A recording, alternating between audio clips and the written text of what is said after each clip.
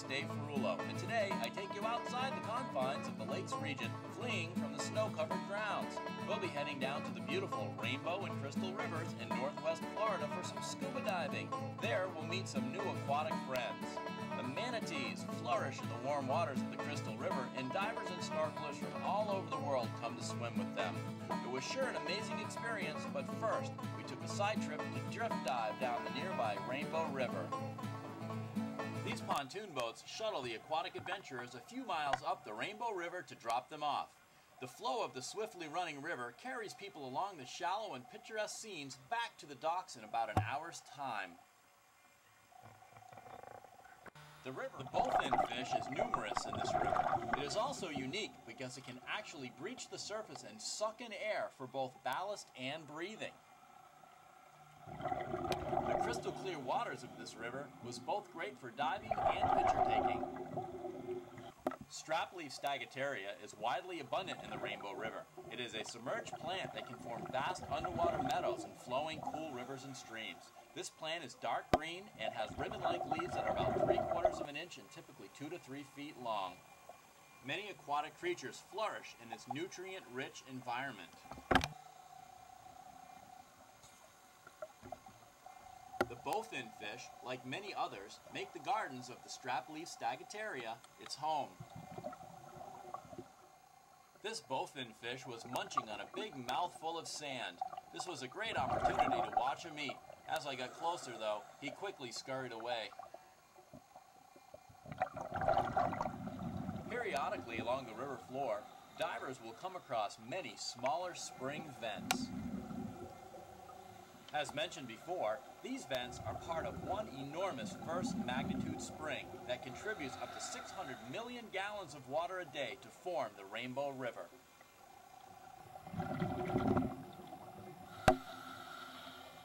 The water coming from beneath the Earth's surface is quite tempered and offers divers the opportunity to warm their hands in the bubbling sand. Doug's cheerful hello rousted up this small turtle, who quickly scurried away as fast as it could.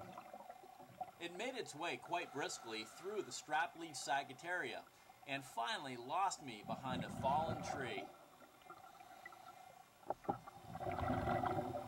The entangled underwater root system of the riverbanks offer homes and safety for many marine life forms, including this turtle.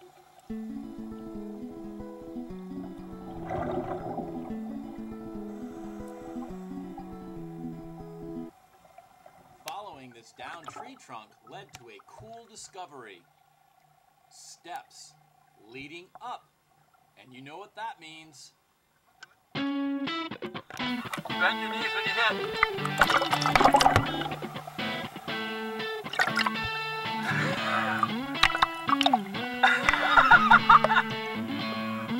All right, jump.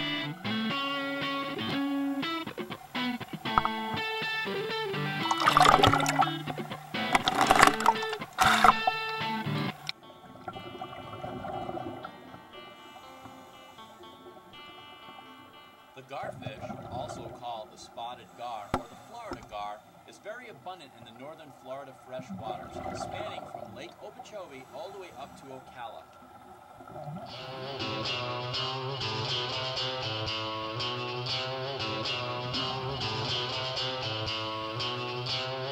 We were greeted by a park ranger who told us the safe rules of manatee engagement.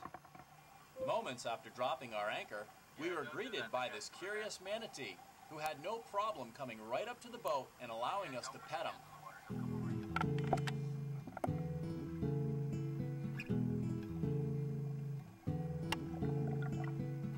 Manatees, or sometimes called the sea cow, are totally aquatic marine mammals that live up to 60 years. Manatees have a vast migratory pattern ranging from South Africa to the Amazon to the Caribbean to Mexico and Florida.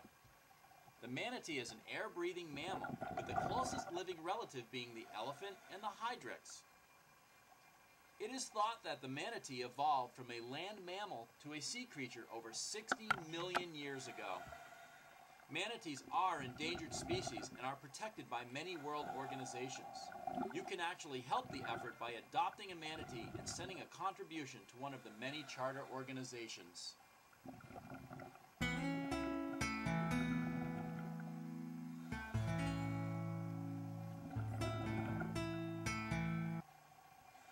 I was surprised how curious and friendly the manatees were. They had no problem engaging with me and swimming right up to me.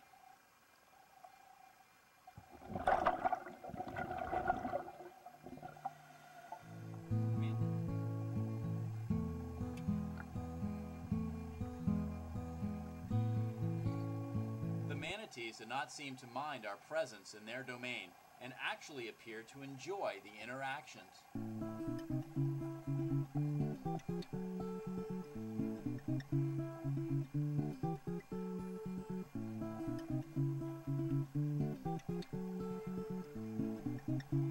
During several occasions, such as this one, manatees swam right up to me and either brushed or bumped into my camera. If I didn't know any better, I'd think they'd had an affinity for being on film. Hey, who knows? Perhaps they do.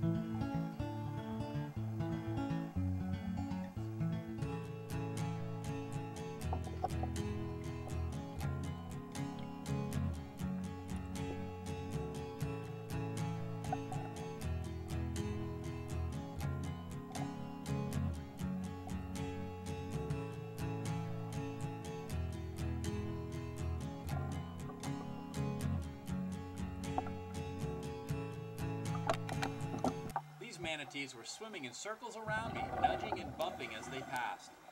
I wondered if they got the same speech from the park ranger as I did. Well, they're not listening if they did.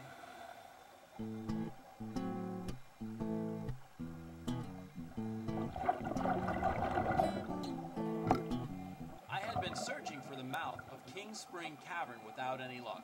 Then I realized the huge school of fish was blocking the entrance.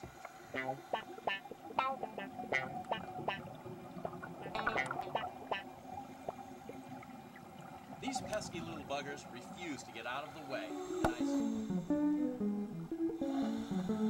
King Spring is the main water source of the Crystal River and is the most popular dive site. The main basin area is about 70 plus feet in diameter with a depth of almost 30 feet. It is a great place for beginner divers to explore, and advanced divers can plummet into King's Cavern, which goes to a depth of about 50 feet into the earth. The cavern has several large areas to explore, but does never lose the natural light from above.